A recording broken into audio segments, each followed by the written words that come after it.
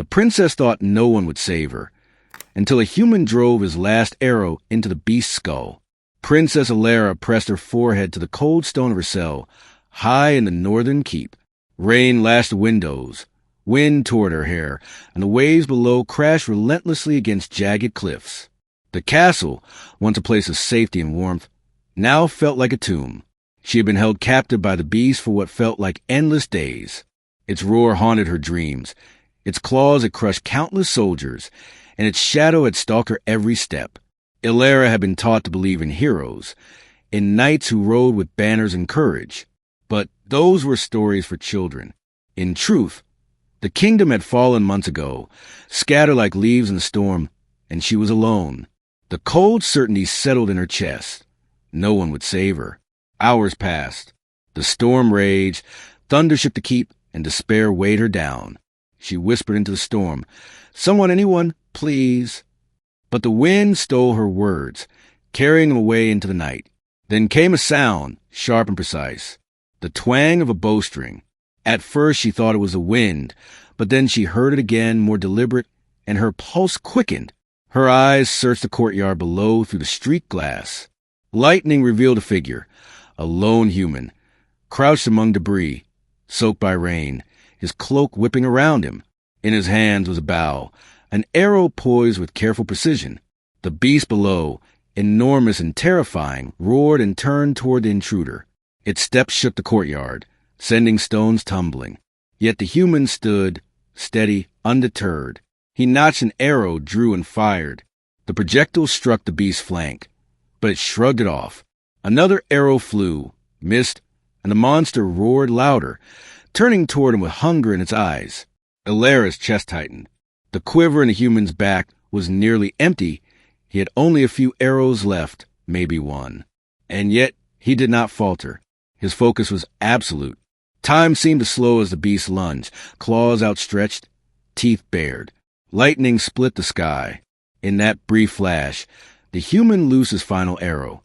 It flew straight, unwavering, slicing through rain and wind, and struck the beast squarely in the skull. The roar turned to a strangled gasp, then silence. The massive body staggered, twitching, eyes wide with shock, before collapsing onto the cobblestones. Alara gasped, tears blurring her vision. A human, one man, had done what countless others could not. Against impossible odds, he had saved her. The figure below looked up toward the keep. His eyes, fierce and unwavering, met hers. He did not bow or boast. He was human, exhausted, bleeding, yet utterly fearless. He climbed the debris-strewn walls, reaching the parapet with nimble grace. Extending a hand, he pulled her over the edge. "Are you hurt?" he asked, voice low but steady. I don't think so," she stammered. "You saved me." He gave a faint, tired smile. "You would have done the same for someone else," he said, though Alara could see the strain on his face. He had risked everything, and he was human. Together they descended into the courtyard, stepping over the beast. Its form was monstrous, a testament to the night's terror. Yet they were alive. The human checked his bow, but the battle was over. Alara looked at him. "Who are you?" "Callum," he said simply. "Just Callum." "Callum," she whispered, tasting the name like hope. "I thought no one would come. I thought I was doomed." "You weren't," he said. "Someone had to try. You deserve more than despair. Sometimes the last arrow is all you have, and you have to make it count." Tears fell, not of fear but relief and gratitude. "I thought no one would save me," she whispered. "And now," he asked. "Now," she said, voice firm, "I believe." The storm began to subside. Moonlight broke through the clouds, illuminating the ruined courtyard.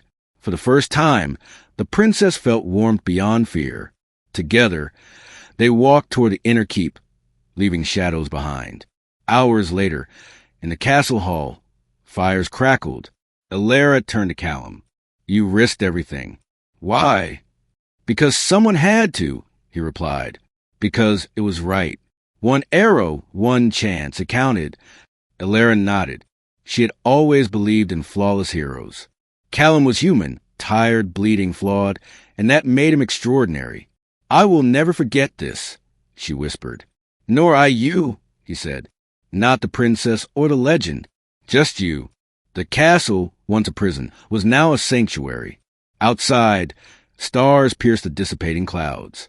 Inside, hope had returned, born not of magic but courage, skill, and one human's resolve. Princess Alara, once certain of doom, now walked beside Callum, ready to face what lay ahead. One arrow had changed everything. One human had defied impossibility. And one princess learned that salvation could arrive from the most unexpected places. And as the moon rose above the cliffs, Alara understood. Heroes are not flawless. They are forged in courage, persistence, and the refusal to yield. Sometimes, one last arrow is all it takes.